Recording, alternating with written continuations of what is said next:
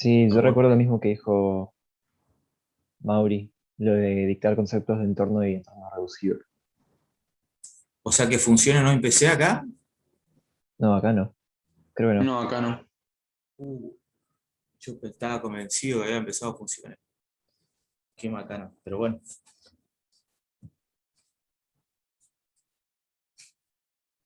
Claro, porque yo me llevo una clase perdida por esa primer clase que no pude dar nada prácticamente. Pero qué raro que esté tan atrasado. Profe. Buen día, disculpe. Hola Gabriel, buen día. Yo tomo apunte de toda su clase y habíamos quedado en las de valor absoluto, que habíamos mostrado las cinco propiedades, Ah, valor absoluto, di. hasta la quinta propiedad, que como usted estudió la Sí. quinta y ahí nomás. Entonces, bueno, sí, hoy hay que empezar funciones. Sí, estoy atrasado. Está bien, gracias, Gabriel. Bueno, vamos a esperar unos minutos. Todavía es temprano.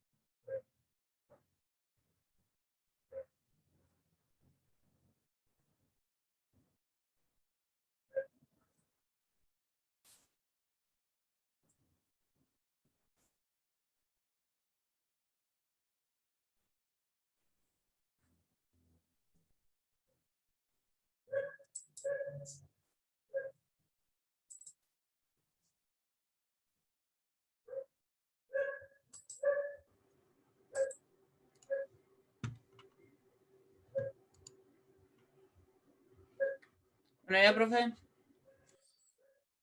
Buen día, Marcos. ¿Cómo te va? Todo bien, por suerte. Qué bueno. Profe. ¿Cómo andamos, Pablo? Está espectacular el día, ¿eh? Sí.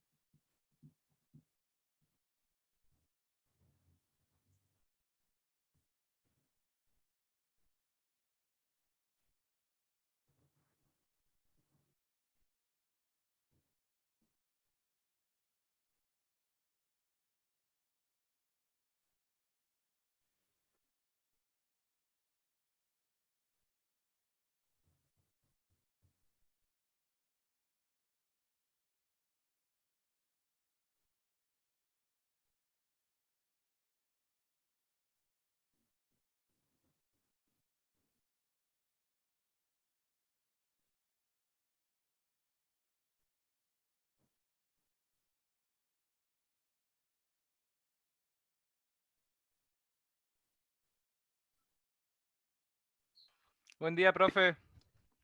¿Cómo andás, Ignacio? Profe. Buen día. ¿Cómo andamos? Buen día, ¿Todo profe. bien? No sé. ¿Cómo andan ahí? Hola, Luciano. ¿Qué tal, Gerardo?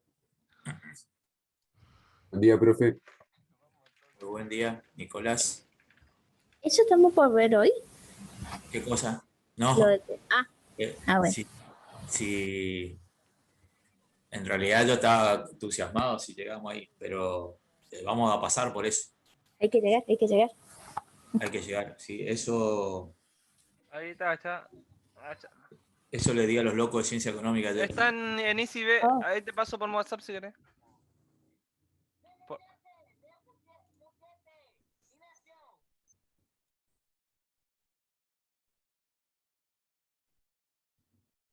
9:59, vamos a ir borrando la pizarra. Bueno, hoy vamos a empezar con funciones, que es un tema importante porque justamente todo nuestro análisis se basa en funciones, es decir, que permanentemente estamos trabajando con funciones, por lo tanto, este tema es clave. Entonces vamos primero a definir la función, cómo la clasificamos, y después vamos a dar algunas funciones particulares para ir conociéndola y qué forma tienen, y cómo se las puede usar, y cómo se las puede calcular. Bien, ¿tienen alguna pregunta para hacerme?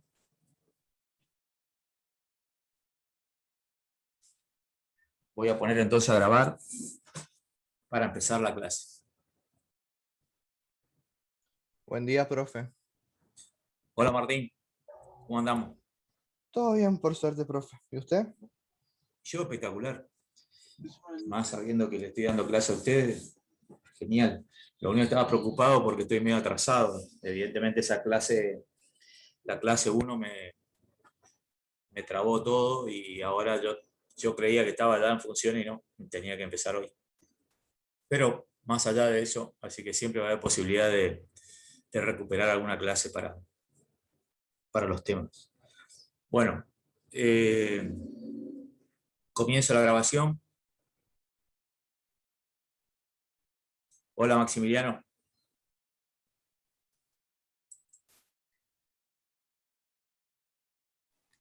Ahí estamos grabando y comenzamos. Bien, entonces les decía que hoy vamos a ver el tema de funciones y para que el estudiante entienda lo que es una función, todo nace de lo que es una relación. Entonces la definición de función dice lo siguiente: una relación es una función si y solo si cumple dos condiciones. Es decir, que el estudiante lo primero que tiene es una relación. Si esa relación entre dos conjuntos cumple dos condiciones, que una se llama existencia y la otra se llama unicidad, se transforma en una función. Entonces, obviamente que ahora vamos a explicar qué significa cada una de estas. Entonces, justamente ahí tenemos que si una relación cumple con dos condiciones, la existencia y la unicidad, entonces esa relación se transforma en función. ¿Qué significa una y qué significa otra? Es muy importante porque esos son conceptos que le pueden preguntar en los exámenes de teoría. Entonces, se dice que una relación cumple con la condición de existencia si todos los elementos del primer conjunto están relacionados con elementos del segundo conjunto. Dicho de otra manera, dice que la existencia es que todos los elementos del primer conjunto deben tener imagen en el segundo conjunto. Es decir, que el primer conjunto lleva el nombre de dominio, no existe más la palabra alcance, y entonces ahora tenemos el dominio que todos los elementos del primer conjunto deben tener imagen en el segundo conjunto. Y unicidad significa que la imagen de un elemento debe ser única, es decir, que un elemento del primer conjunto debe tener una sola y única imagen.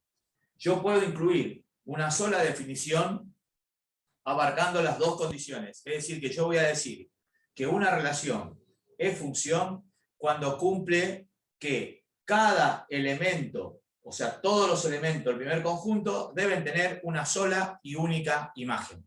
Cuando decimos todos los elementos, estamos hablando de la existencia. Y cuando estamos hablando de una única imagen, estamos hablando de la unicidad. Si a esto lo llevamos a las pelotas de Ben, si Massa dibuja dos conjuntos, este es el conjunto A y este es el conjunto B, nosotros vamos a decir que esto es una función definida de A en B, se lee así, función, dos puntos, desde A hacia B. Repito, eso se lee, función, dos puntos, definida, eso los dos puntos significa definida, desde A hacia B. A recibe el nombre de dominio. Es muy importante esto que el estudiante aprenda a trabajar con los nombres. El primer conjunto lleva el nombre de dominio. Es decir, que todos los elementos que están acá tienen que tener imagen. Por lo tanto, estamos cumpliendo con la existencia. Pero todos tienen que tener una sola. Es decir, que lo que puede pasar es que todas las flechas caen en un sector y ese sector lleva el nombre de conjunto imagen. Esto es muy importante. Es decir, que la imagen no siempre es todo el conjunto B. De hecho, el conjunto B lleva como nombre rango. El conjunto B se llama rango. Repito, el segundo conjunto siempre es el rango. Y dentro del rango se encuentra el conjunto imagen. Hay funciones en las cuales el rango y la imagen resultan ser iguales. Y van a ver ahora que para la clasificación vamos a tener que ver que eso tiene que suceder en uno de los casos de las clasificaciones. Entonces, resumiendo y retomando, decimos que una relación entre dos conjuntos se transforma en función cuando cumple dos condiciones, la existencia y la unicidad. ¿Qué significa existencia? Que todos los elementos del primer conjunto deben tener imagen. Y esa imagen debe ser única. Eso se llama unicidad. ¿Quedó claro? Sí, profe. Sí, Sí, profe. profe. Sí, profe. Sí, profe. Le Una vez saco más, ¿cómo se leía lo que escribió? F definida desde A hacia B. F definida desde A hacia B. Las formas de escribir, es buena la pregunta, la forma de escribir a las funciones es con letra de nuestro alfabeto minúscula. Generalmente la F de función, pero cuando necesitamos más letras usamos la G, usamos la H, usamos la K, es decir, usamos la R. Es decir, podemos usar cualquier letra siempre que sea imprenta. ¿Está? Usamos las letras de nuestro alfabeto. Imprenta minúscula. Muy bien. Le saco foto para que les quede, aunque sea este esquema, acá no dice mucho, pero sí es importante. Bien. Ahora vamos a la clasificación de las funciones.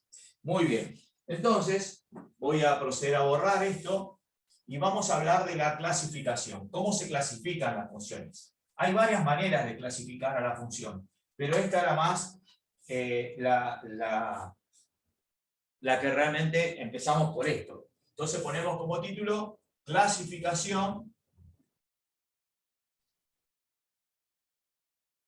de las funciones. Muy bien. Y esto es muy importante. Entonces, la podemos clasificar de tres maneras distintas. Tenemos las funciones que llamamos inyectivas, las funciones que llamamos sobreyectiva y las funciones que llamamos biyectiva. Por ahí el estudiante le agarra un ataque de estudio y toma un libro y va a ver que la sobreyectiva también la llaman suryectiva, está bien, es exactamente lo mismo. Es decir, la sobreyectiva la pueden llamar suryectivas también. Bueno, ahora lo que vamos a hacer es indicar qué significa cada una de ellas.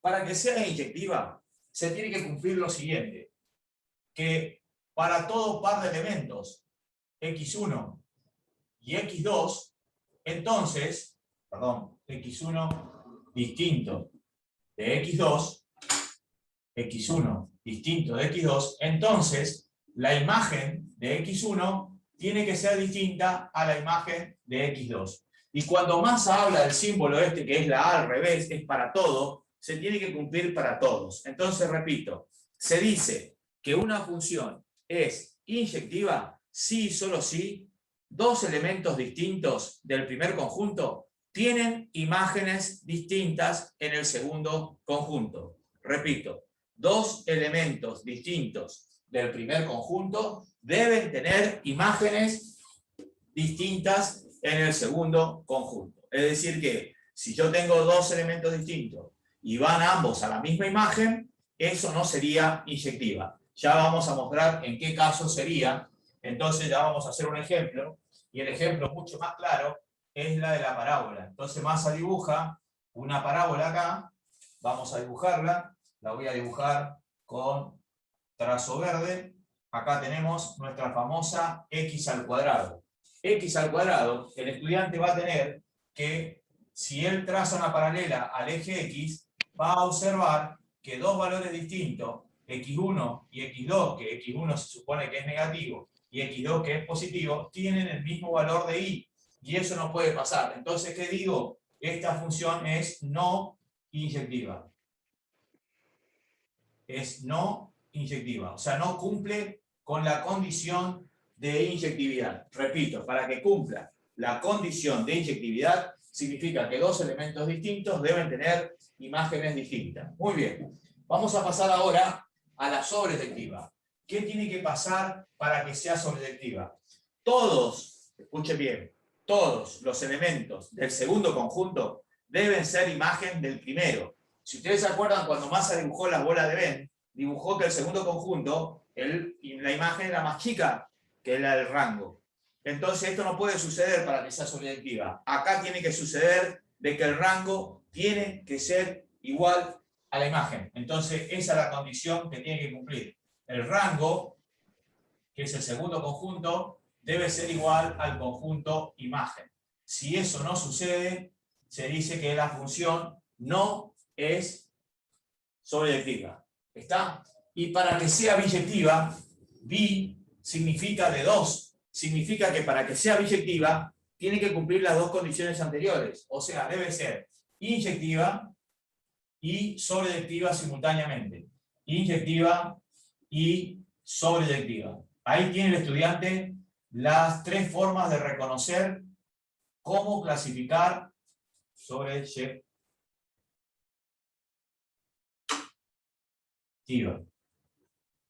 ¿Cómo reconocer cada una de ellas? Repito, para que sea inyectiva, dos elementos distintos del primer conjunto tienen que tener imágenes distintas en el segundo conjunto.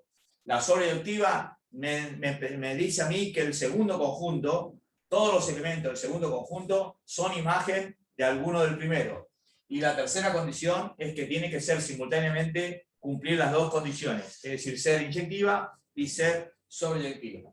Ahora bien, ¿por qué es importante las biyectivas? Las biyectivas son las únicas que admiten inversa. Es decir, que para que una función tenga función inversa, sí y solo sí, tiene que ser biyectiva. Entonces, voy a borrar el dibujito que yo hice. Total, lo vamos a hacer de nuevo. Y voy a escribir acá abajo, como título, función inversa. Esto es muy importante. Función inversa. Entonces, ¿qué tiene que saber el estudiante? Que la única manera de que una función tenga función inversa es que la función sea biyectiva. Entonces, yo tengo una función f definida desde A hacia B. Y f es biyectiva. Entonces, existe, que es la E al revés, f a la menos 1, llamada función inversa, que está definida desde B hacia A. Entonces ahí el estudiante entiende justamente por qué tiene que ser biyectiva la función y a lo que llamamos función inversa. Entonces, haciendo un pequeño gráfico, dibujo las dos pelotas de Venn. Este es el conjunto A, este es el conjunto B, y esta es mi función f, que la podemos llamar función directa.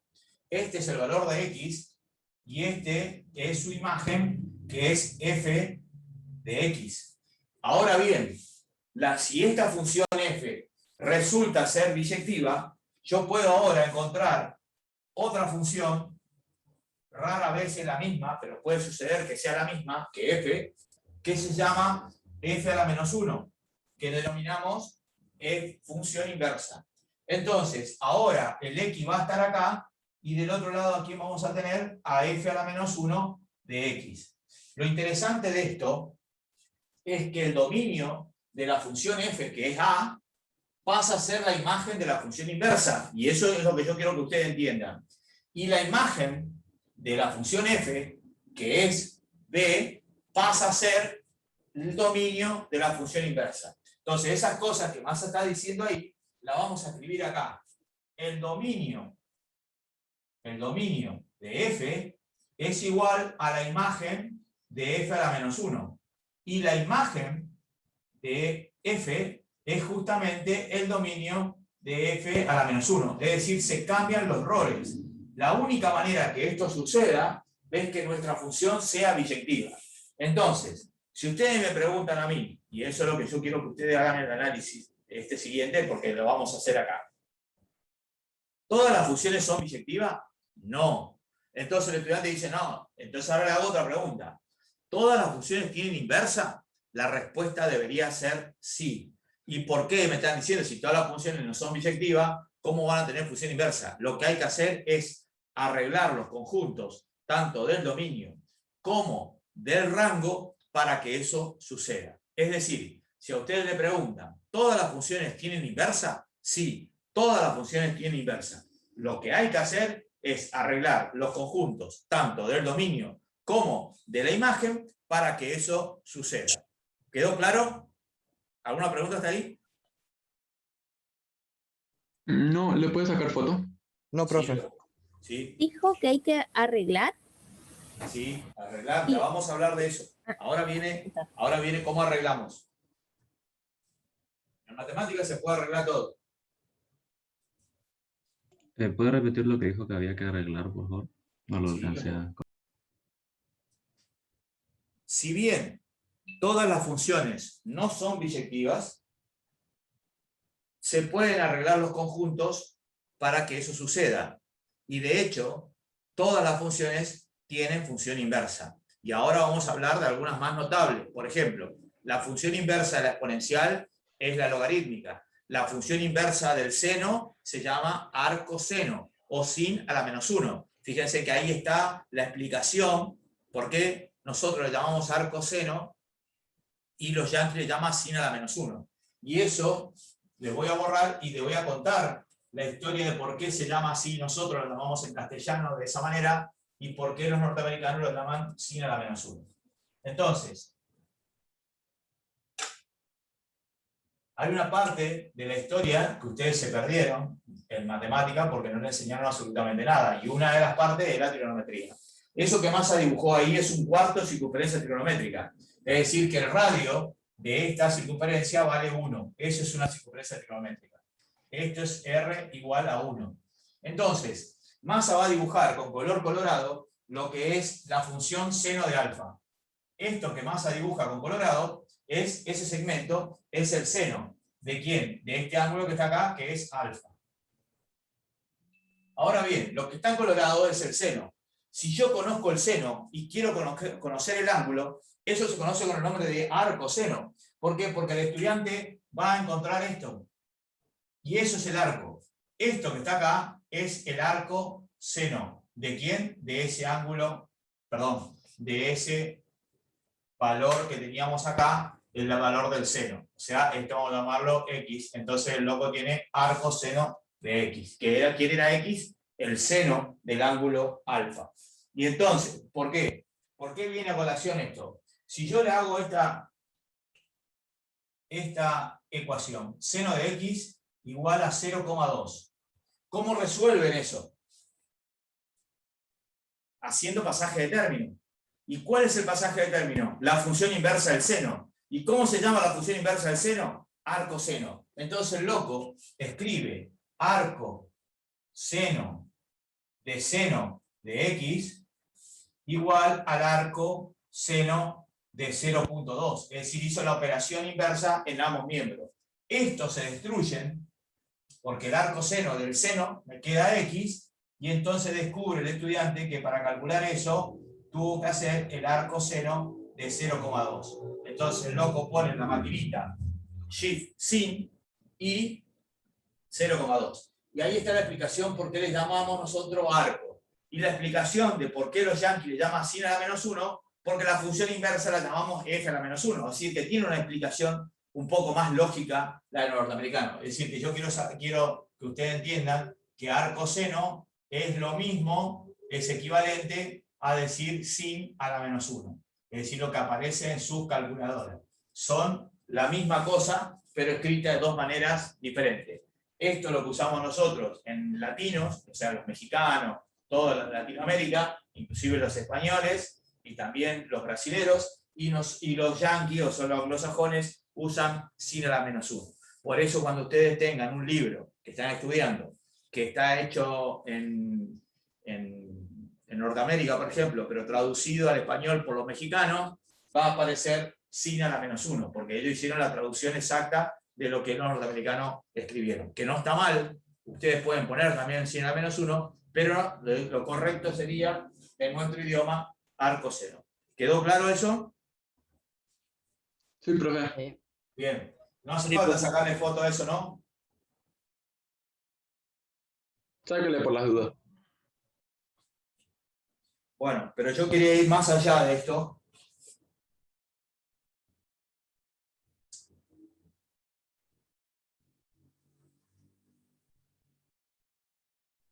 Yo quería llegar a esto, para un poco explicarle a la compañera que había preguntado qué era arreglar.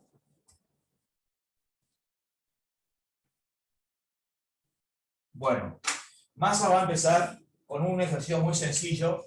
Yo pongo una función definida de reales en reales, tal que f de x es igual a x al cuadrado.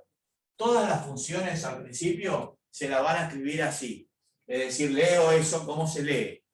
F, definida, los dos puntitos, de reales en reales, tales que f de x es igual a x cuadrado. Si a ustedes le preguntan cuál es el dominio de esa función, automáticamente el loco tiene que responder los reales, porque siempre el primer conjunto en una función tiene que ser el dominio. No respondan otra cosa porque está mal. Si ustedes le pusieron que el primer conjunto son los reales, ese es el dominio. ¿Quedó claro o no? Si no, no sería función, sería una relación nada más. Por eso, si a mí me pusieron el título, dada la función, listo, el primer conjunto siempre es el dominio. Y ojo, el segundo conjunto, ojallo con esto, es el rango. Tengan cuidado, es el rango. No sabemos si es o no el conjunto imagen. Yo sé que la imagen está dentro del rango, pero no sé si ese conjunto de los reales es justamente el conjunto imagen. ¿Cómo voy a saber? Justamente dibujando la función.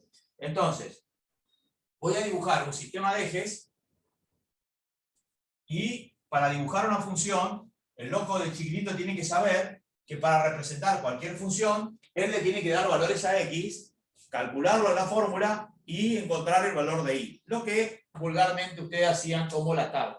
Se supone que ya están en un nivel superior, la tabla es obsoleta, es más, la calculadora, la 95, la 570, la 991, le hacen la tabla. Es decir, que hoy ya por hoy, ni siquiera, o sea, no pueden dibujar nada mal con esas calculadoras. Bueno, entonces, si yo le doy valor 0, queda 0, porque 0 al cuadrado es 0. Le doy valor 1, queda 1, porque 1 al cuadrado es 1. Le doy menos 1, quedaría 1, porque menos 1 al cuadrado también es 1. Le doy el valor 2, me quedaría 4. Entonces tengo 1, 2, 3, cuaderno. Y el loco tiene un puntito por acá. Y cuando le doy menos 2, también vale 4. Y tiene un puntito ahí. Entonces esta, como ya la conoce el loco, es la famosa y legendaria parábola. El loco puede dibujar la parábola y dibuja y representa gráficamente la curva. A ustedes les resultará un poco mejor porque tienen lápiz, papel, hoja cuadriculada, regla, todo, masa, dibuja a mano y quedó de esa manera. Entonces ahí se da cuenta el estudiante quién es la imagen. La imagen, ¿dónde la miro? Porque eso es importante. La imagen la tengo que mirar en el eje Y. O sea, es la porción del eje Y que está ocupada por la función. Y el loco se da cuenta acá y mira detenidamente la función y se da cuenta que el conjunto imagen son solamente los reales positivos, incluido el 0. Es decir, que solamente la parte superior está ocupada por la función. ¿Eso lo ve la clase? Sí. Sí. Sí, profe. Bueno, el estudiante profe. puede escribir la imagen, así como Massa la escribió, reales positivos, incluido el 0, y si no, puede escribir también en forma de intervalo. O sea, cerrado en el 0 hasta el más infinito. Es decir, que esta es la porción que estaría ocupada por la función. Bien, si ustedes me preguntan ¿qué sucede con esto? Esta función no es nada. No es ni inyectiva ni solyectiva. Y entonces, por lo tanto, no va a ser biyectiva y por lo tanto no va a tener inversa. Y yo le digo, sí, loco, vamos a encontrar la inversa de esta función, que de hecho es la raíz cuadrada de x. Pero ¿qué hay que hacer? Hay que arreglar los conjuntos. ¿Por qué no es inyectiva? ¿Y por qué no es inyectiva? Porque el 2, que está acá, es distinto del menos 2, y fíjense, tienen la misma imagen. Tiene la imagen vale 4. O sea que quiere decir que yo le tengo que chorear una rama, porque el problema nuestro es que la parábola viene y va. Entonces en algún momento va a haber dos valores distintos que tengan el mismo i. ¿Eso lo tiene claro el estudiante? Sí, profe. Perfecto. Entonces, ¿quién había preguntado hoy qué arreglar? Yo pregunté. Bueno, González, fíjese lo que vamos a hacer. Vamos a robarle una rama.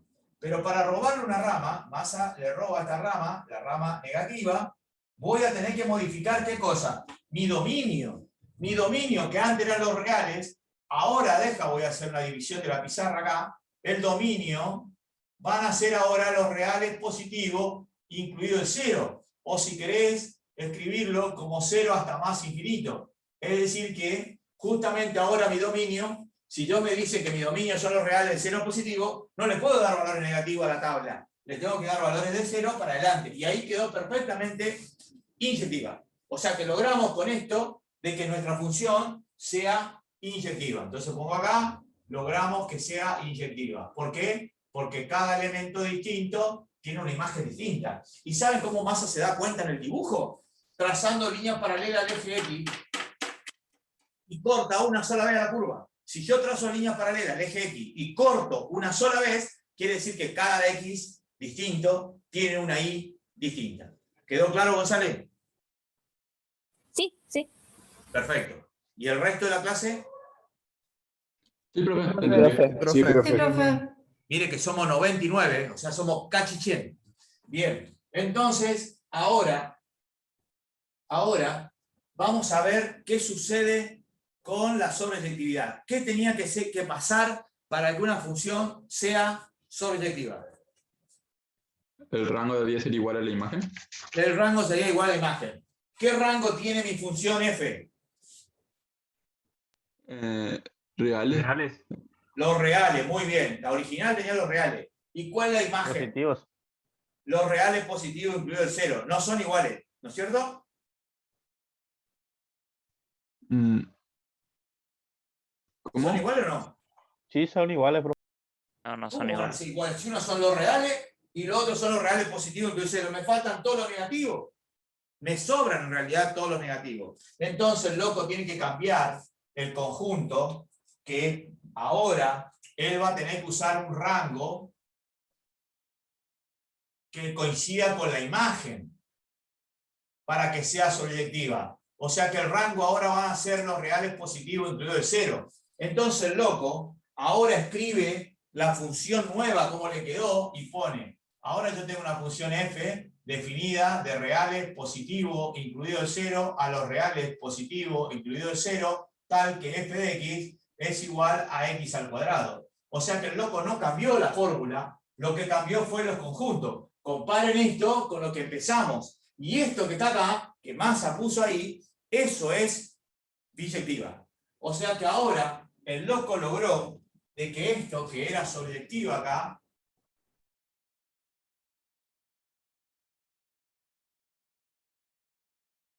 juntos, esto se transformó en biyectiva.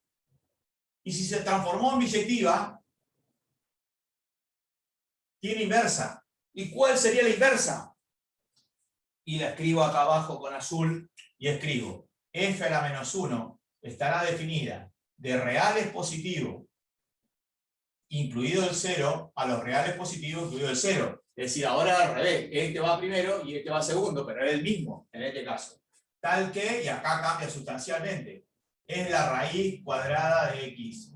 Es decir, que la función inversa es la raíz cuadrada de x. Y Massa le va a dibujar acá la raíz cuadrada de x. Fíjense, la raíz cuadrada de x hace este movimiento.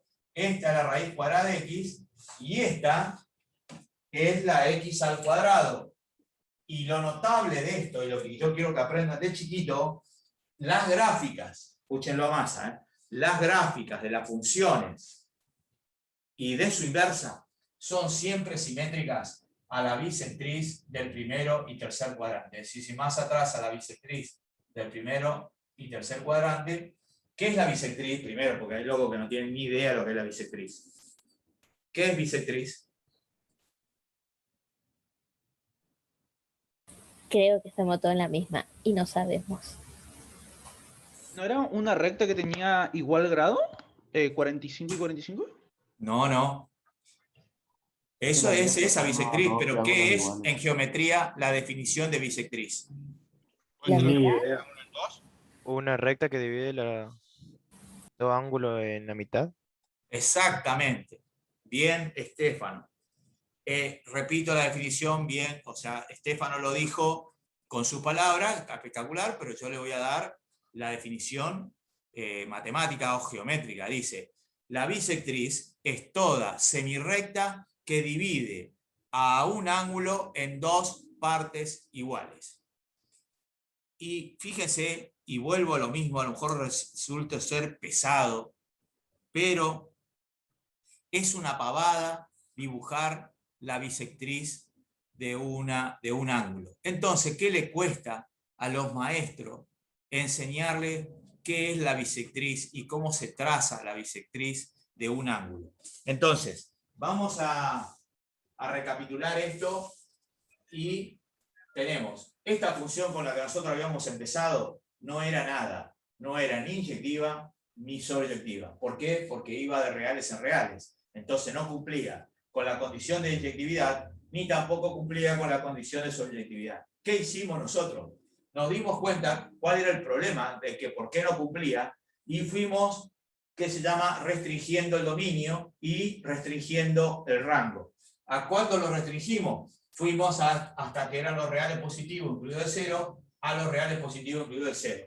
Ahí la transformamos en biyectiva, y por lo tanto, al transformarla en biyectiva, el estudiante pudo calcular la función inversa. Y ahí tienen los gráficos. Y entonces, en todas las funciones se da que el gráfico de la función directa y de su inversa, o al revés, de su inversa y de su directa, son simétricas a la recta que divide al primer cuadrante y al segundo cuadrante. Que uno por ahí dijo 45 y 45. Y lógico, porque es la bisectriz. ¿Qué hizo? Dividió el ángulo de 90 grados en dos ángulos exactamente iguales, 45 y 45. Y esa recta es también llamada función identidad, que se llama y igual a x. Y igual a x es el 1, 1, el 2, 2, el 3, 3, el 4, 4, y esa es la bisectriz del primero y tercer cuadrante. Perdón, me agregué con la saliva. ¿Algún estudiante quiere hacer una pregunta?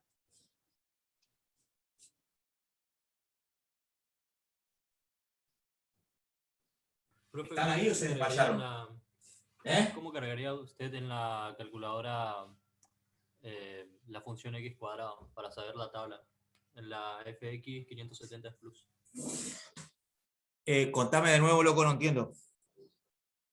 ¿Se me escucha bien? A ver, Gerardo, dale. Hola. ¿Se me escucha? Ahí sí, perfecto.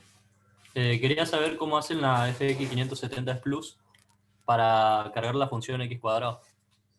En la tabla, para que te haga la tabla, Sí. bueno, vos tenés que entrar. ¿Qué es blanca y negra o gris? La gris con lila. La con gris con lila. Bueno, entonces pones modo 7, dice table o tabla si está en español o es norteamericana. O es china, ¿va? Sí, ahí está, estoy en tablet. Table, bueno. Ahí. ¿Te apareció una FX? Sí, ahí le estoy poniendo X y ahí le tendría que elevar al cuadrado, creo. No. ¿Vos querés dibujar qué dibujás vos? ¿La raíz cuadrada o X al cuadrado? Esta la función es la X cuadrado. Esa es la que Bueno, quería. entonces tenés que poner alfa X. O sea, Alfa X. la tecla alfa y el paréntesis donde está la X. ¿La viste? Sí. Ahí está. Bueno, elevar al cuadrado con la tecla al cuadrado. Ahora me dice Start.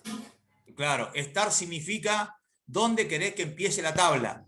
Generalmente por defecto te pone el 1. Vos podés poner -5. ¿Ya está? Sí. Ahora te ¿Le pongo pone hasta end. 5? ¿Eh? ¿Hasta 5 le pongo ahora en el end? Dejalo en 5, sí. Por defecto te pone 5. Poner la tecla igual para aceptar. Ahora viene step, ¿no es cierto? Sí, ¿Qué sí. significa step? Significa que- es paso. Cada cuánto vos querés que te vaya. En 1 en 1, en 0,5 en 0,5. Entonces, generalmente, por defecto, te pone 1 que está bien, es lo mejor para nosotros. Entonces, aceptá nomás. Ah, claro, ahí me tiró la tabla. Y ahí te tiró la tabla, loco. O sea Muchas que, gracias. hoy por hoy, si dibujás mal, tenés que cortarte los dedos con la lata de picadillo solo. Sí. ¿Me entendés o no? Sí. Bien. Muchas Profe, gracias, yo, profe. yo tengo una pregunta, profe. Sí, loco. El rango, ¿qué sería? Es que yo entré tarde a la clase, por eso. Ah, qué pícaro que sos, Mauricio. Y el rango es el segundo conjunto, loco. El segundo conjunto es, en este caso, inicial eran los reales. Entonces, al sobrarme conjunto de elementos en el segundo conjunto, no puede ser sobreyectiva. ¿Me entendés o no? Entonces, justamente, tuve que achicar el rango e igualarlo al conjunto de imagen. ¿Está? Bueno. Fíjense. Profe, Sí.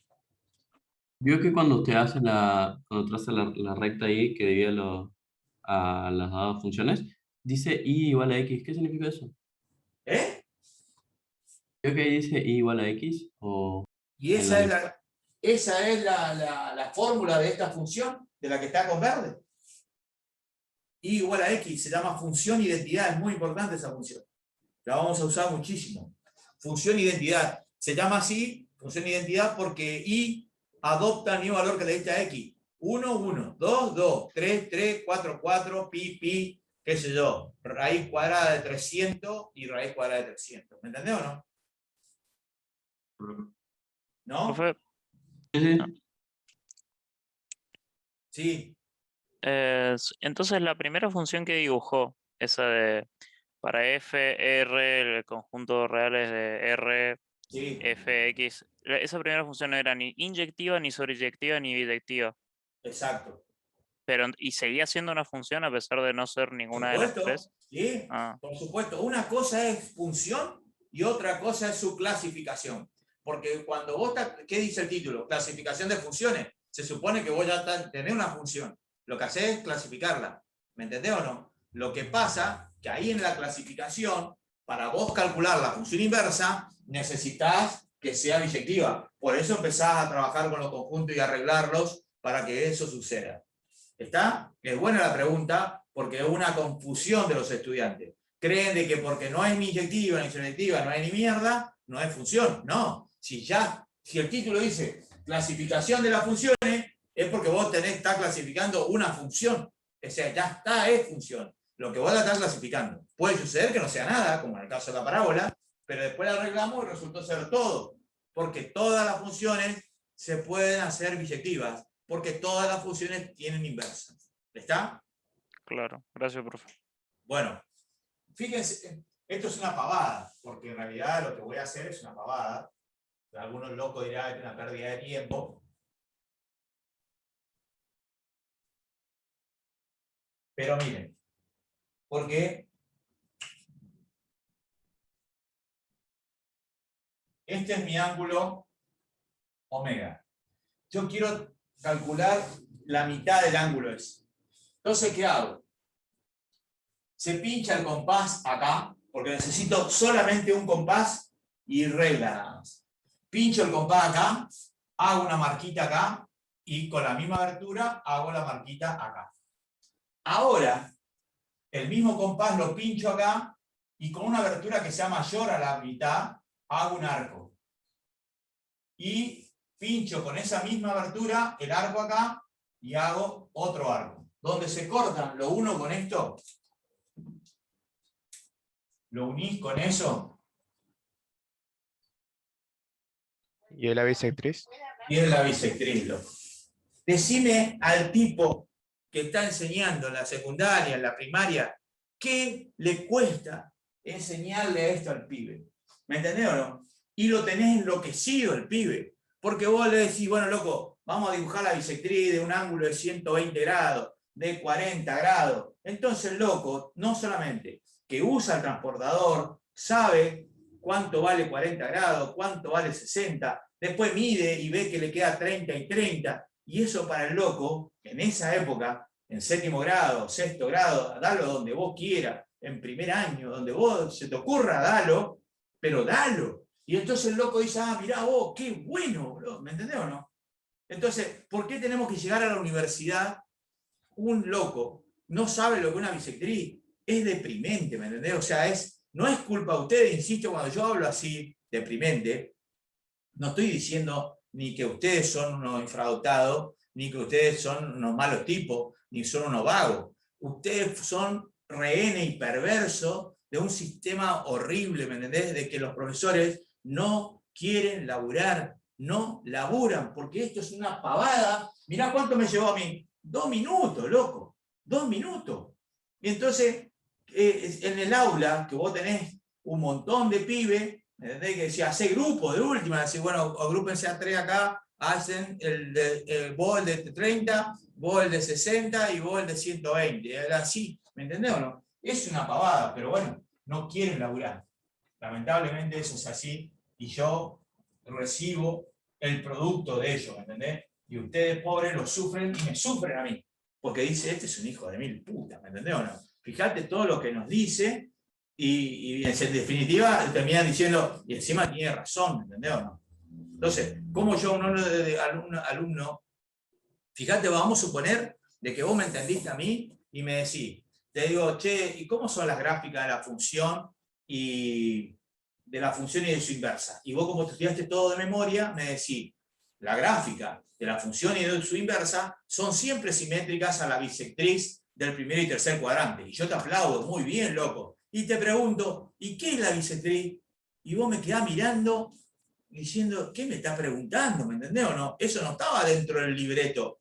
Y bueno, ¿pero por qué no estaba dentro del libreto? Porque yo no tengo necesidad de enseñarte la bisectriz. Eso tenía que ver, es lo mismo que te tenga que enseñar cómo se hace el 2. ¿Me entendés o no? Es parecidísimo. Llevándolo a la vulgaridad, es como enseñarle a un estudiante universitario cómo se hace el 2.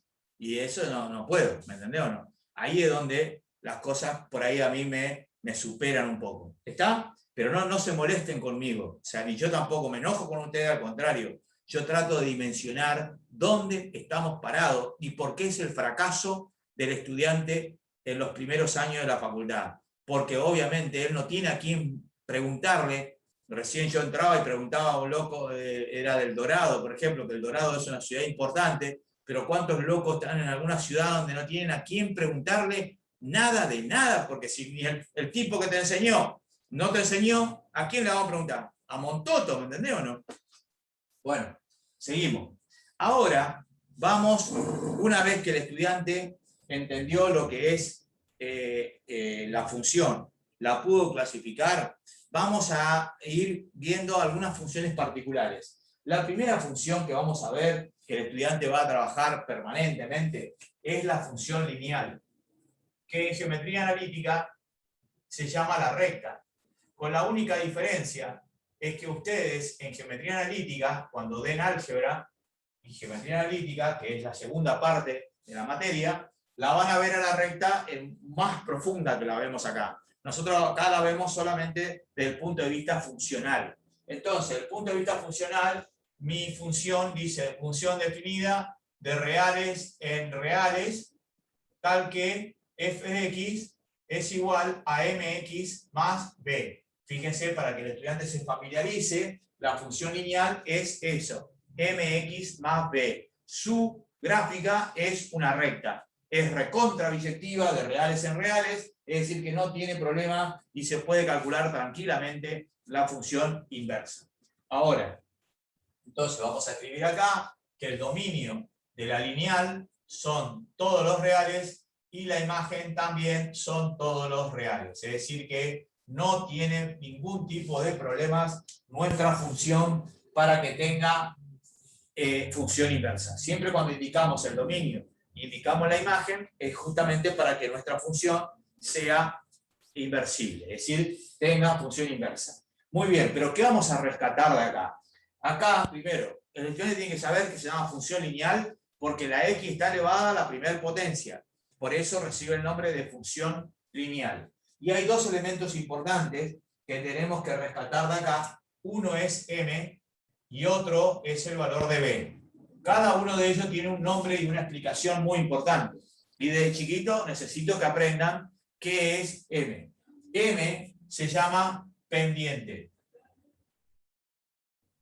M es la pendiente. Y B se llama ordenada al origen.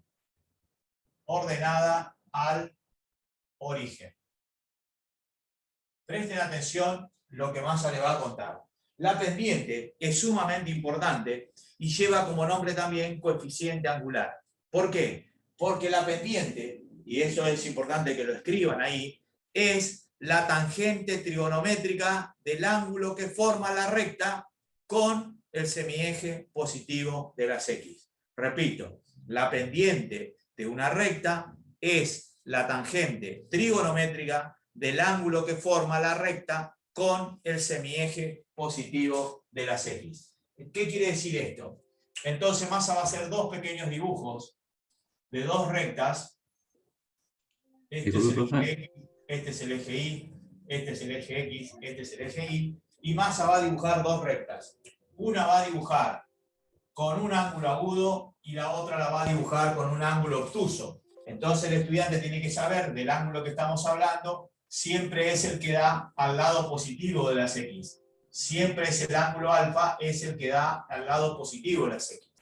¿Cuándo yo voy a obtener un ángulo agudo? Cuando la pendiente M es positiva. Es decir, que si la pendiente es positiva, el ángulo alfa será agudo, comprendido entre 0 y pi sobre 2. Y cuando la pendiente es negativa, yo voy a tener un ángulo obtuso, es decir, un ángulo comprendido entre pi sobre 2 y pi, o sea, entre 90 y 180 grados. Ahora, M, lo que yo quiero que entiendan ustedes es que M siempre es la tangente trigonométrica del ángulo alfa. Repito, la pendiente es la tangente trigonométrica del ángulo que forma la recta con el semieje positivo de las X. ¿Quedó claro eso? Sí, profe. Bien. ¿Y qué es la ordenada al origen? La ordenada al origen no es nada más ni nada menos que el punto donde mi recta o la recta corta al eje de las ordenadas. Por eso se llama ordenada al origen. Es decir, el valor que toma Y cuando X es igual a 0. Entonces, justamente, puede suceder que una recta corte al eje Y en la parte superior, en ese caso esto sería 0b, y esta distancia que ustedes tienen acá es el valor de b. O puede suceder que una recta corte por debajo del origen, en ese caso, si mi recta hace este movimiento, esto sigue siendo b porque una distancia, pero ese punto es 0 menos b. Ahí está. Y si b fuese 0, es porque mi recta pasa por el origen de coordenadas. Ohio, que si bien Massa pone O, esto es un O, no es un 0. El O es el origen de coordenadas. ¿Qué coordenadas tiene el origen de coordenadas? ¿Alguien me puede decir? 0, 0, 0. 0, 0. 0, 0. Son dos valores. Uno para X y otro para Y. Esas son las coordenadas del origen de coordenadas. 0, 0. ¿Alguna pregunta hasta ahí?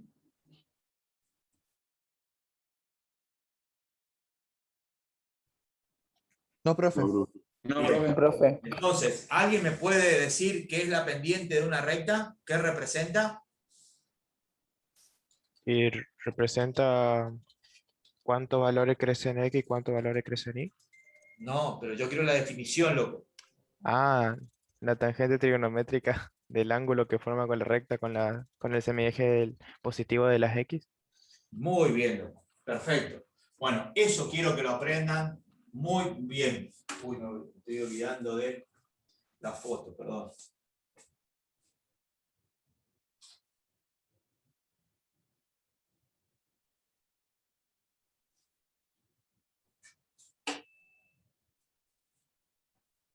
Ahora vamos a pasar a la función cuadrática.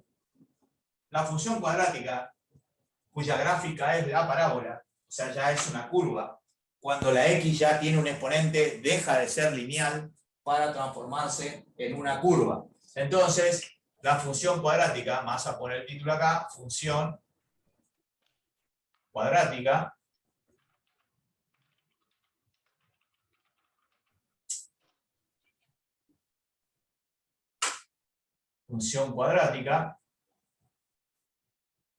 tiene esta forma.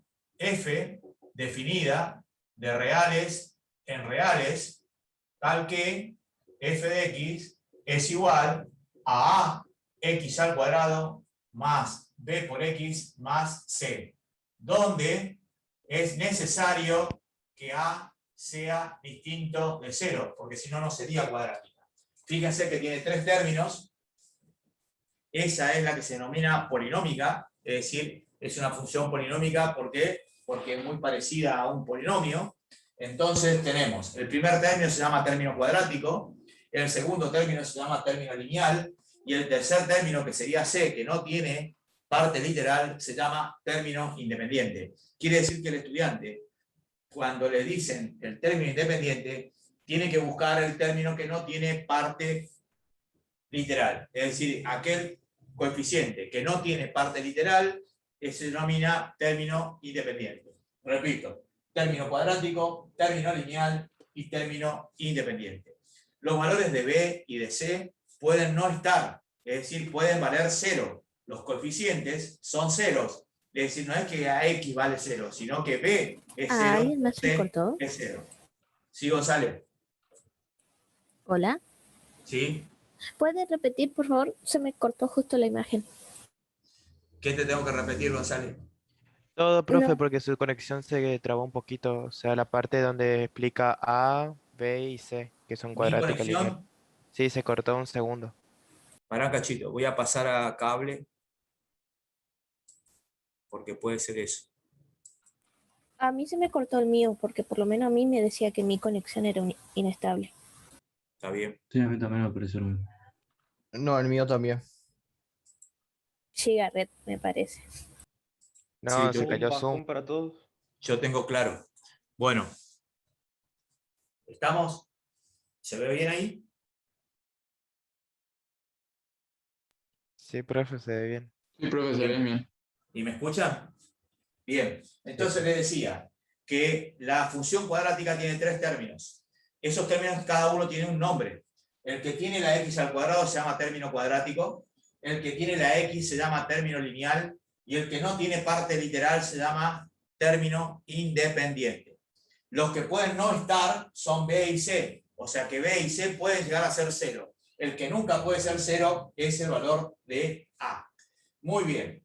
El valor de A es muy importante, porque de acuerdo al signo que tenga A, el estudiante va a tener la parábola con una cierta concavidad o en el otro sentido. Por ejemplo, entonces Massa va a dibujar dos parábolas que tengan diferentes concavidades.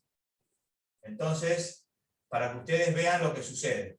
Si el estudiante tiene una parábola que tiene esta concavidad, es porque A es menor que 0, o sea que A es negativa y se dice que la concavidad es negativa. Si la parábola tiene este sentido, es decir, que las ramas de la parábola van hacia arriba, es porque el valor de A es positivo y se dice que la concavidad es positiva. Quiere decir que el estudiante, cuando va a representar gráficamente una función, ya sabe, de acuerdo al signo, qué concavidad va a tener. Y esto le cuento porque la mayoría de los estudiantes, cuando A es negativo, generalmente la dibujan mal. No sé por qué causa, pero la dibujan muy mal.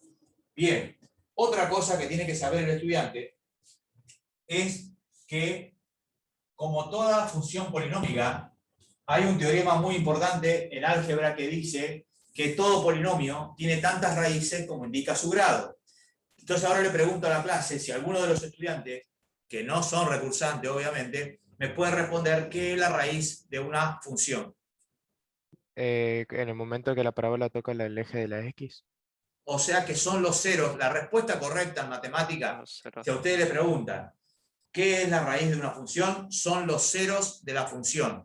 Es decir, cuando i es igual a 0. Ahora, eso llevado al gráfico es lo que usted dice.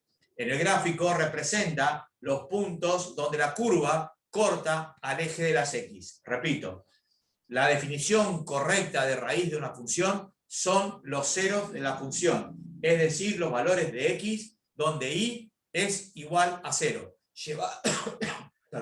Llevado eso al gráfico, son los puntos donde la curva corta al eje de las X. ¿Quedó claro? Profe, Sí. ¿a eso también se le puede llamar conjunto de ceros? Sí, señor. Eso es muy de los porteños, le llaman así conjunto de ceros. Bien.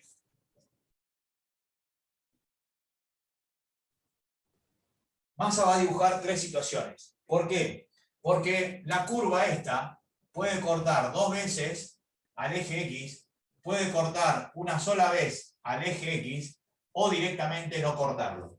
Es decir que puede tener 2 raíces reales distintas, puede tener 2 raíces reales e iguales, o puede tener raíces que pertenezcan al conjunto de números complejos. Entonces, esto vamos a llamarlo situación 1, situación 2 y situación 3. ¿Cómo hace el estudiante para calcular las raíces de una función de segundo grado, o sea, de una función cuadrática? Lo transforma eso en una ecuación cuadrática. Es decir, que el estudiante lo que necesita saber es cuándo f de x es igual a 0. Por lo tanto, a ustedes le va a quedar que ax al cuadrado más bx más c es igual a 0. Hay una demostración que Massa antes la hacía, a mí me llevaba 5 minutos hacerla, no sé por qué causa en la secundaria no se la demuestran, porque realmente me puedo asegurar que ni tienen ni idea de cómo calcular. Esto se resuelve con una fórmula que se llama resolvente, y dice que x es igual a menos b más menos la raíz cuadrada de b cuadrado menos 4 por a por c, todo sobre 2 por a. De esa manera, el estudiante obtiene los dos valores x1 y x2. Pero, ojallo con esto, ¿cómo sabe el estudiante que está en la situación 1? ¿Cómo sabe el estudiante que está en la situación 2? ¿O cómo sabe el estudiante que está en la situación 3? ¿De quién va a depender eso? De esto que está dentro de la raíz. Eso que está dentro de la raíz lleva el nombre de... ¿Alguien sabe cómo se llama? ¿Discriminante era o algo así, profe? Sí, señor, se llama discriminante, porque discrimina, o sea, de acuerdo al valor que tome b cuadrado menos 4 por a por c, el loco va a estar en la situación 1, 2 y 3. Entonces vamos a hacer el siguiente análisis. Si b cuadrado menos 4 por a por c es mayor que 0, el loco está en la situación 1. Tiene dos raíces reales y distintas. Si b cuadrado menos 4 por a por c es igual a 0, está en la situación 2. Es decir, que tiene dos raíces, pero iguales. Reales, iguales. Y si b cuadrado menos 4 por a por c es menor que 0, la raíz cuadrada de un número negativo le da un número imaginario. que sumado a un real se transforma en un complejo, y eso me da la idea de que no corta al eje de las X, por lo tanto estamos en la situación 3. Fíjense entonces lo notable de esto. Lo bueno de esto, y esto es importante, que justamente mediante las raíces el estudiante puede tener otra función, o sea, otra ecuación de la cuadrática que se llama factorizada. ¿Y cómo se escribe la factorizada? Se escribe así. Se escribe que f de x es igual a que multiplica a x menos x1 por x menos x2. ¿Y esto dónde lo van a usar? Lo van a utilizar para resolver las inecuaciones donde participe la x al cuadrado. El loco va a tener que factorizar. Y esto se llama ecuación factorizada. Repito. Y esto tiene toda una historia, porque, repito, volviendo al principio, todo polinomio tiene tantas raíces como indica su grado. Y todo polinomio se puede factoriar como factores binomiales, o sea, dos términos del tipo x menos sus raíces, por el coeficiente principal. O sea que eso fue lo que aplicamos acá. No solamente aplicamos que calculamos las raíces, sino que mediante las raíces lo pude factorizar a ese polinomio y quedó de esta manera. Esto se conoce, esto y esto es exactamente lo mismo, pero esta es la ecuación polinómica y esta es la ecuación factorizada. Me falta todavía una ecuación más que es importante que el estudiante la tenga aprendida también. ¿Está ahí? ¿Tiene alguna duda? Profe, yo tengo una consulta. Dale. Quería saber si también la expresión canónica se utiliza para las inecuaciones. O ¿Sí? puede ser el caso. No, para las inecuaciones no. Ah, ok. Las inecuaciones no te sirve para nada. Esta sí es la que te sirve. Y ahora te voy a mostrar... Profe, yo tengo una consulta. ¿Cómo haría para convertir la expresión canónica a x cuadrado más bx más c? Ya te muestro. Primero vamos a llevar la canónica. Acá no está la canónica. ¿Esa Igual no es la contestando. expresión canónica? La de a por x menos Esta es la x1. factorizada, loco. Ah, La ok. canónica es usando el vértice. Esperá, por eso. Aguanten un cachito. Si vos querés llevar de esto a acá, tenés que hacer la distributiva nomás. Ok. Es una pavada. Y si querés llevar de la general a la factorizada, Tenés que calcular las raíces.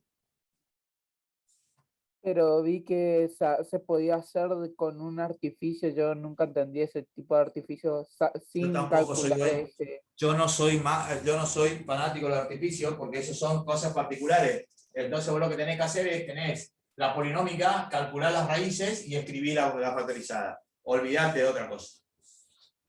¿Está?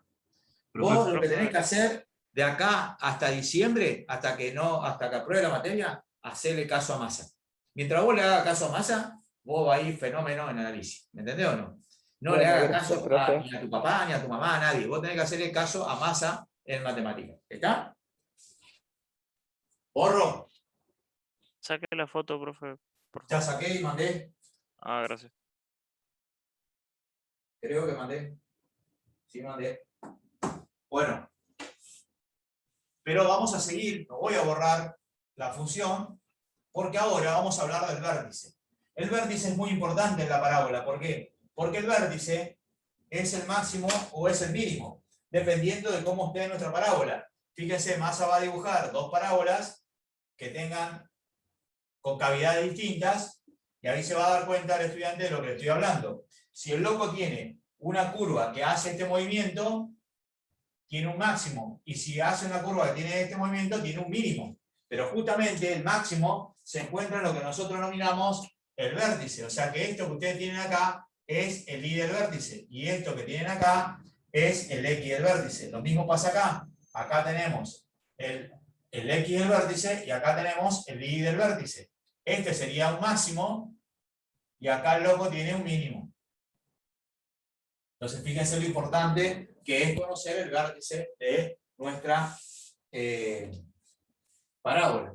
¿Cómo se calcula el x del vértice? El x del vértice se calcula como x1 más x2 sobre 2. ¿Qué eran x1 y x2? Las raíces. Si el loco reemplaza los valores de las raíces por lo que vale, va a llegar a esta expresión. Fíjense lo bueno entonces, que el x del vértice se calcula como menos b sobre 2 por a. Acá está la forma que ustedes calculan el x del vértice. ¿Y cómo voy a calcular el y del vértice? El y del vértice es reemplazar la x del vértice en la función polinómica. Es decir, que le va a quedar a por x del vértice al cuadrado más b por y del vértice más c. Resuelve esa cuenta y llega al y del vértice. Juntos con estos dos, ¿qué obtiene? Obtiene la ecuación del vértice. La ecuación del vértice son dos, como siempre.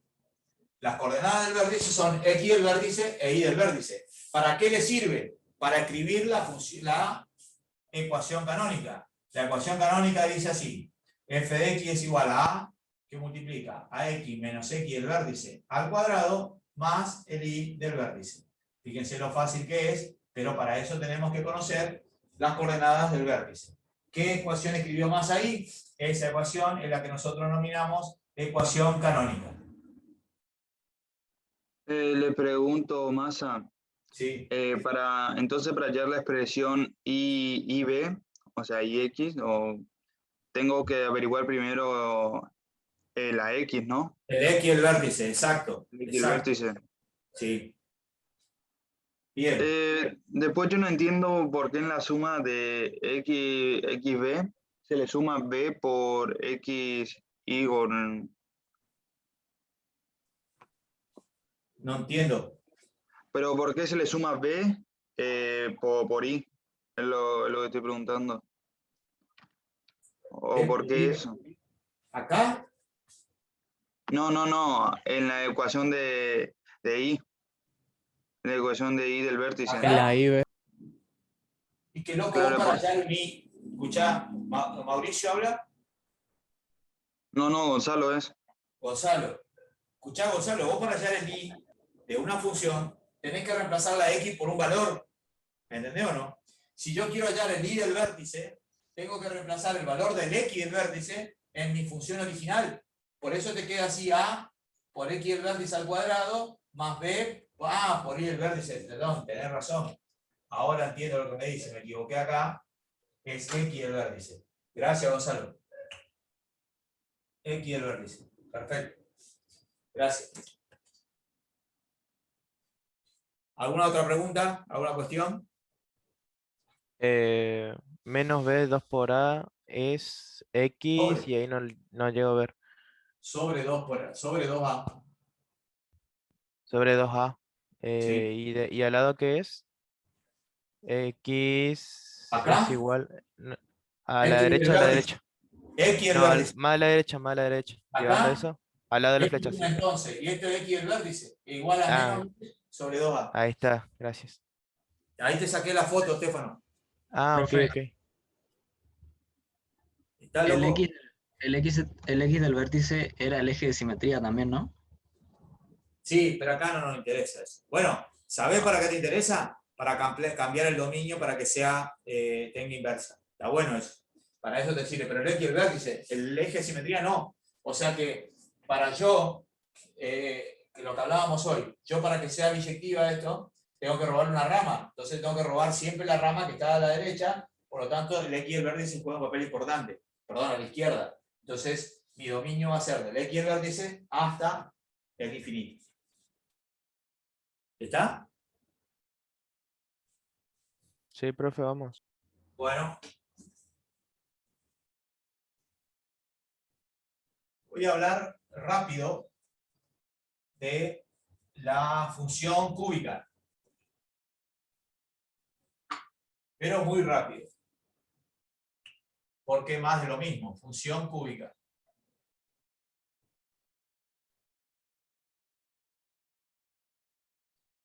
La ventaja que tiene la función cúbica es que es el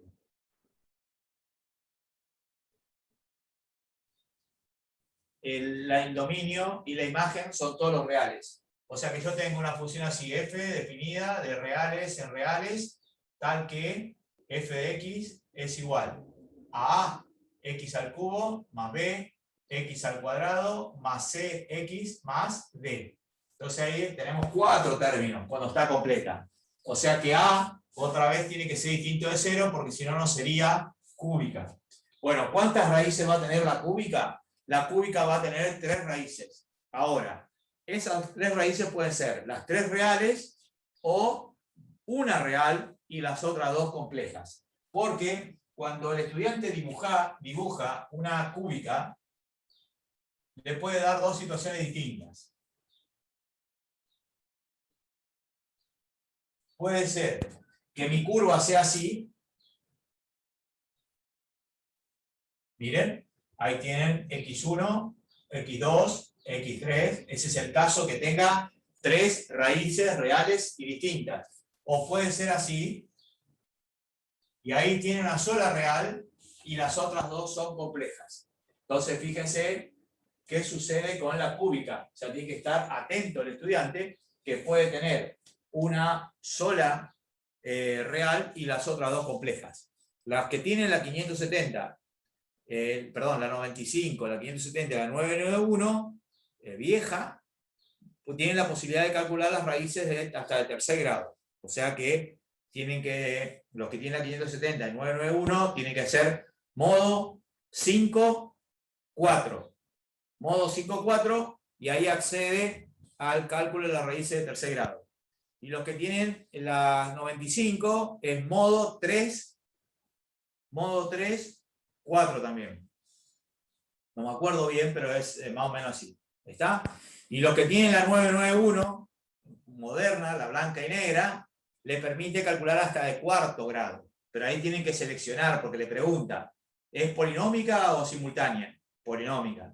Y ahí tienen que poner de qué grado, y en ese caso tienen que poner tercer grado. O sea que es mucha más moderna el menú que tiene la 991 blanca y negra, que es la más moderna de todas. ¿Está?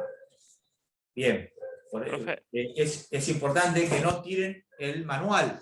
Lo primero que hacen los locos es tirar el manual. Lo tiran a la mierda, pero no lo encuentran, y ahí están todos los secretos de que tienen la calculadora. ¿Alguien me quiere preguntar algo? Sí, profe. Entonces, ¿la de la derecha también es una función cúbica? Tipo, son... Estas 2 son cúbicas. Y ahora te voy a dibujar una más interesante todavía. La voy a hacer acá sobre esto. Esta también es una cúbica. Mirá. Y mirá qué interesante que es esta cúbica. Esta cúbica es así. Viene acá, es tangente al eje y se va. Esa es cúbica.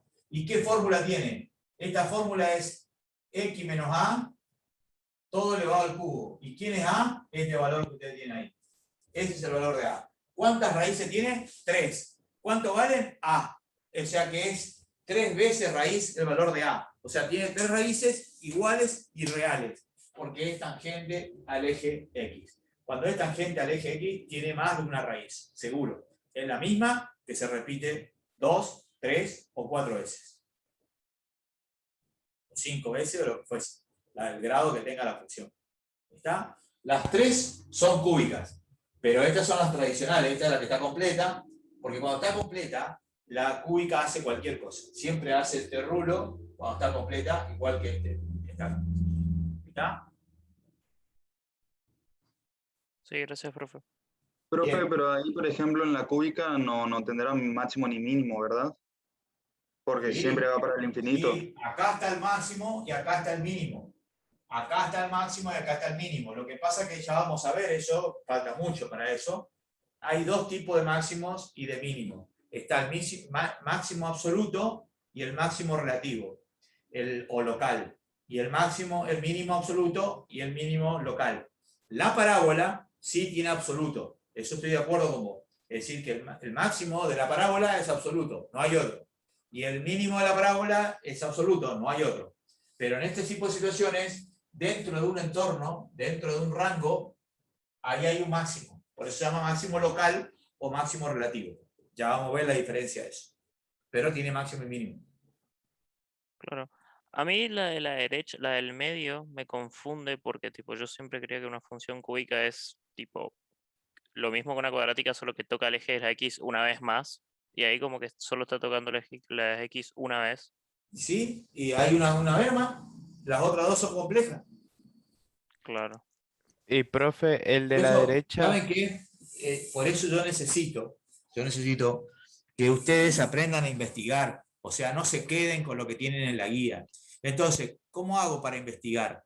Hay una aplicación que yo no sé si la mencioné al principio de la clase, de allá cuando empezamos, que se llama GeoGebra.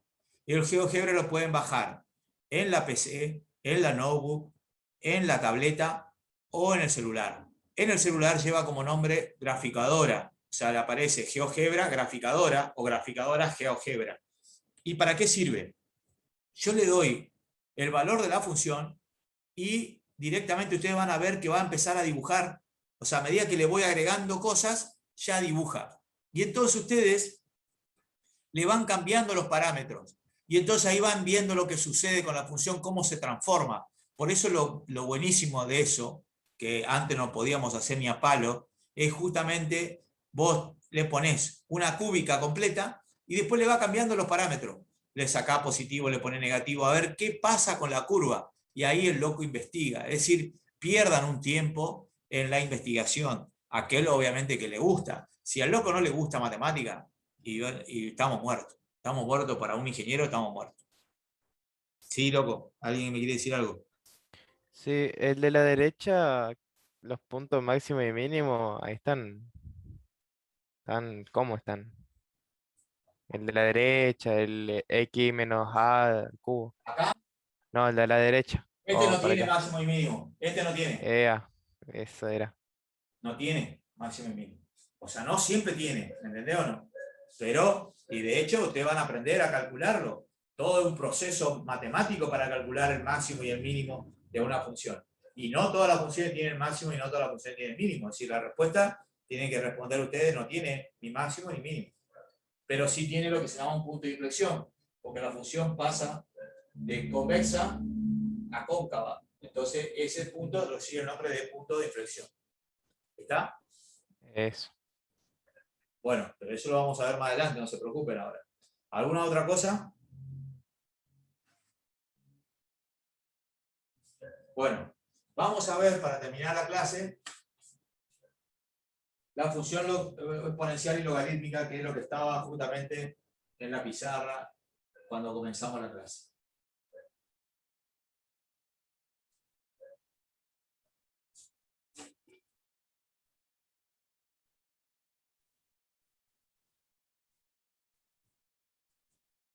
Bueno, yo voy a dividir la pizarra en dos, justamente porque vamos a dar las dos en forma simultánea.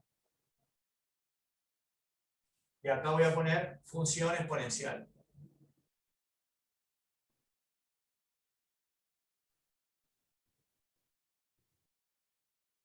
Y acá voy a poner función logarítmica. ¿Por qué hacemos esto? Porque son inversas. Una es la inversa de la otra. Entonces, presten atención. La función logarítmica tiene esta forma. F está definida de los reales a los reales positivos. Ojo, ni siquiera el cero. Tal que f de x es igual a elevado a la x. Esa es una función exponencial. Pero a, que se llama base, no puede tomar cualquier valor. A tiene que ser siempre mayor que 0 y también tiene que ser distinto de 1. Ohio eso. A no puede ser cualquier valor. A se llama base y tiene que ser positivo, o sea, mayor que 0 y distinto de 1. Si no, no es función exponencial. Bueno, la gráfica de la función exponencial tiene la particularidad que todas pasan por el valor 0, 1. Es decir, la gráfica de una exponencial es así. Fíjense que la distancia entre la curva y la recta, el eje X, se hace cada vez más pequeño, pero nunca se cortan. Se supone que se cortarían en el infinito. Por eso, el eje X recibe el nombre de asíntota. Se llama asíntota, en este caso es una asíntota horizontal de la curva esta que tenemos acá. Esta curva de A a la X es cuando A es mayor que 1, porque la curva sería así si A sería menor que 1. O sea que esta curva es para el caso de que A fuese menor que 1. Ahora le pregunto a la clase, ¿por qué todas las exponenciales pasan por el punto 0, 1?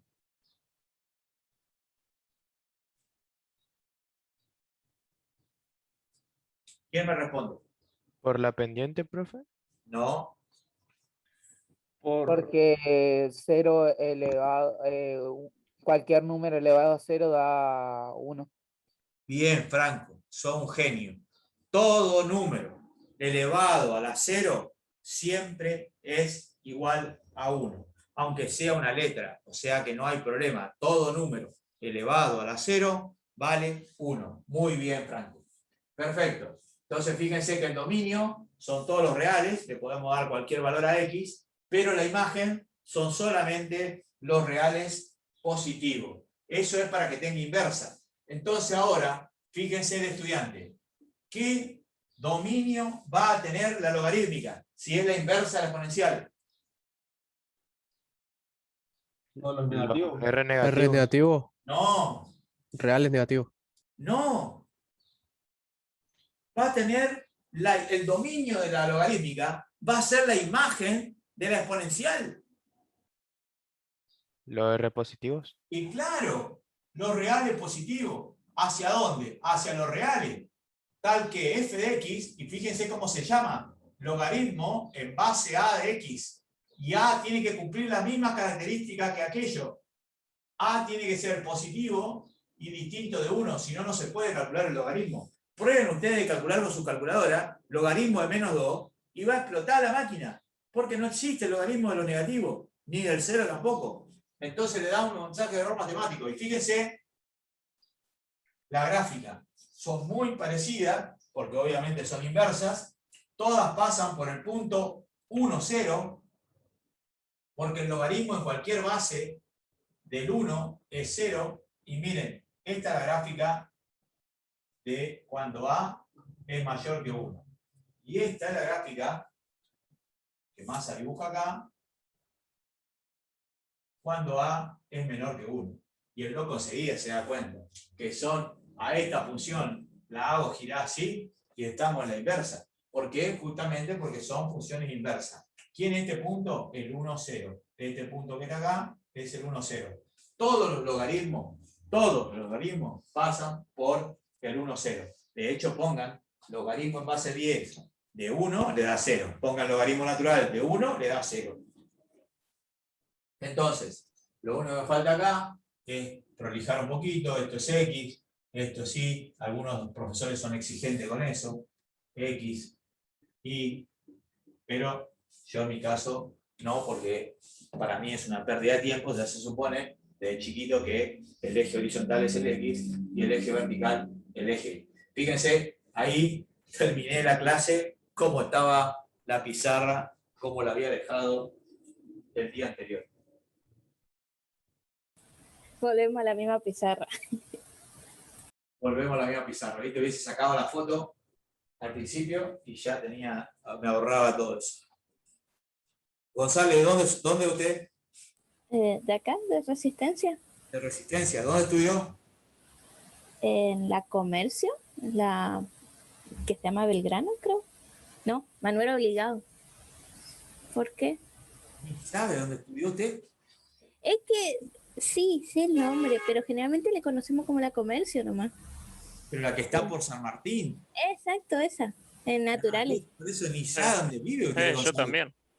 Che, escuchá, ¿y qué tal eran los profesores de matemática ahí? Y un desastre. ¿Sí? Yo salí sin saber que era una hipotenusa. Me anoté ahora el seminario el año pasado y estaba entre la espada y la pared descubriendo las funciones trigonométricas. No, no te puedo creer. ¿Viste? Pero usted, por Igual yo, ejemplo, claro, yo estaba en naturales, así que capaz por eso. ya sé, pero no importa. Vos tenés que estar natural y tenés que saber dominar matemática igual. O vos tenés que los tipos que son científicos no saben matemática. Escuchá una cosa. ¿Ustedes íntimamente sabían que los locos no le enseñaban nada? ¿O ustedes creían que eso estaba fenómeno? De mi parte yo sabía que no, que estábamos para atrás, pero como estaba por estudiar otra cosa y estaba en naturales, no le di tanta importancia. Me gustaba la matemática y la física, pero dije, bueno, capaz no hace falta en la orientación que me anoté. O sea, yo comparaba con mis compañeros que estaban en economía. Yo tengo otro caso particular que los padres... Pará, cachito, que le contesto a De Lucas y después seguimos. De Lucas, no, dice LG log. Dice LG o log, como quiera. ¿Está? Eso es, ahí está. Gracias, Fabricio. Ahora sí, hablamos.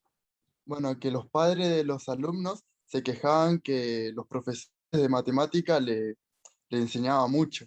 Y la reunión de padres le hicieron echar a un profesor de matemática. No te puedo creer. ¿Dónde fue eso? ¿Quién habla, Martín? Yo. Fue en un pueblo, o sea, en el interior de Chaco, en una privada. Espera, Bueno, no me acuerdo, no me acuerdo el nombre de la privada. Está bien, sí. Pero ahí está, bueno, los privados pueden manejar esa situación de echar a un tipo. En la pública imposible. O sea, en la pública al contrario. Pero bueno, pero todo eso depende, por eso te digo, depende del prestigio. El prestigio de una... Lo que pasa es que la privada, ¿qué es? Es un negocio, loco. En la universidad ocurre lo mismo. Lo que pasa es que hay universidades tan prestigiosas que no le importa porque la cantidad de gente que va le sirve igual, porque va gente, hasta inclusive viene gente de los países limítrofes a estudiar a ese tipo de universidades, como ser, por ejemplo, la Universidad de San Andrés, la de Itela, que tienen un reconocimiento internacional. Pero las otras universidades, como ser, por ejemplo, acá la Cuenca del Plata, por ejemplo, a ellos les interesa que vos le garpe la cuota. No importa lo que vos hacés. Y entonces igual, mientras vos estés al día con la cuota, vos sos el mejor estudiante del mundo. El día que te atrasaste, ahí te empiezan a vacunar académicamente para que vos o te vayas de la facultad o garpe, ¿me entendés o no? Bueno, porque es así. Entonces, la única que te garantiza una adecuación verdadera es la pública, donde vos vas a encontrar de todo. Vas a encontrar un gran masa como el peor de todo, ¿me entendés? Eso va a estar ahí. Entonces, pero a vos la ventaja que tenés es que vos podés optar, voy con masa, ¿me entendés? Aunque me destroce, yo voy con el tipo ese. Y bueno, esa es la ventaja que tenemos en la pública respecto a la privada. Y encima no te cuesta un centavo, porque bueno, una manera de decir, pero no como los otros. No sé cuánto estará hoy la cuota de la Cuenca del Plata, por ejemplo, pero me imagino 12 lucas, 15 lucas, bajo las patas, ¿me entendés o no? Si no, salvo que hayan bajado el nivel porque la gente no se inscribía. Hoy por hoy pagar 12 lucas de cuota, ni un auto. Así. Bueno, ¿alguien quiere algo decir más de su profesor? A ver qué me dicen, porque yo quiero saber cuál es el problema que tienen esos tipos. O sea, ¿por qué no dan clase, por ejemplo? Yo, profe Buscemi, una vez, me acuerdo, éramos 10 por ahí, que creo que había llovido, algo así, y el profe, teníamos un tema, ¿no? Y dijo, no, éramos una clase completa, me acuerdo, en la clase completa y dijo, creo que explicó algo por 20 minutos y dijo, ¿alguno puede resolver este ejercicio que no tengo ganas de trabajar? Bien clarito así dijo. Sí, sí, loco, de eso hay mucho, por eso te digo, por eso yo estoy de acuerdo con que los docentes ganan muy poco, o sea, realmente es una miseria lo que ganan. Pero eso es culpa realmente de ellos mismos, porque no tratan de que, porque ¿cuánto vos tenés empatía? Vamos a suponer de que vos en realidad no tenés la capacidad como para decir, este tipo se rompe el alma, pero tu papá, tu mamá, sí, entonces ahí van a salir a pelear con el otro tipo, porque ustedes creen de que esa es la mejor opción, ¿me entendés? De que el tipo se rompe el alma enseñando y no recibe una retribución económica. Entonces, lo que hacen es cagarle la vida al pibe, ¿me entendés? No dándole clase, no estudiando, no perfeccionándose, no inventando cosas nuevas para que entusiasmar en matemática, y bueno, y ahí el fracaso es rotundo. El fracaso de ustedes es rotundo. O sea, a mí me da lástima, hoy había 99 locos, espectacular, se fueron 6, se fueron. ¿Cuál es el problema? Nosotros acá, después del primer parcial o segundo parcial, queda menos de la mitad. Menos de la mitad. ¿Por qué? Porque realmente no tuvieron la herramienta necesaria para poder defenderse, que es el nivel medio. Porque esa es la herramienta más fundamental. Ustedes a mí me entienden acá. Ustedes dicen, mirá, loco, cómo explica, espectacular. Pero cuando se encuentran solos y quieren hacer solo el ejercicio, no lo pueden hacer porque no tienen la herramienta, no saben pensar, no saben dónde buscar, no saben cómo relacionar las cosas. Capaz que lo sabían, pero no saben conectar lo que sabían con lo que están haciendo. Es toda una historia bastante horrible, horrible. Yo le cuento el final de la historia, que es el fracaso rotundo que vamos a tener a mitad de año. Pero bueno, pero ojalá pudiéramos llegar, no sé si 92, pero ojalá tengamos, qué sé yo, 70, 80 a principio de año, a mitad de año. Bueno, loquito, para aquellos que son católicos y creen, que tengan una feliz Pascua, saben que yo a mis estudiantes los quiero mucho, así que estoy a disposición de ustedes por lo que necesiten. Si el fin de semana se ponen a estudiar, yo si bien me voy de viaje, pero igual llevo mi teléfono, mi papelito, en un cartón, tengo 1000 anécdotas, en un cartón de vino, en un supermercado he resuelto problemas de matemática para que el loco haga un examen. Así que tengo anécdotas de esas, miles. En una zapatería comprando, también estaba ahí en el mostrador, le digo, loco, ¿tenés un papel y un bolígrafo? Sí, señor, me la da, y entonces miro el celular, copio el ejercicio, me pongo a hacer, y el loco, los ojos, parecía el 2 de oro, ¿me entendés? Decía, este tipo está enfermo. Y entonces me dice, ¿qué está haciendo? Y no, un flaco necesita que le haga un ejercicio de matemática, y como son mis estudiantes, se lo estoy haciendo. O sea que era un sábado, me acuerdo, a la tarde, que fuimos a comprar zapatillas, y estaba ahí. Y así tengo de esas, tengo miles de anécdotas. O sea que no tengan problema de mandarme ejercicios. Si no quieren mandarlo al grupo, ya saben que lo pueden mandar en forma particular. ¿Está? Así que también acepto a cambio porrones, cerveza, siempre y cuando sea santafesina. El Neider, Santa Fe y alguna que encuentre por ahí. Bueno, loco, es un chiste nomás. Nos vemos. Nos vemos, profe. Grande más. Nos vemos, profe, que tenga buen Muchas Pascua. gracias. Profe, gracias. Felices Pascua, loco. Chau, chau. Igualmente. Chao, chao, profe. Hasta luego. Chao, profe, que descanse. Gracias, loco. Terminó la hora una clase antes, una hora antes. No, yo nunca doy más de 1 hora y media.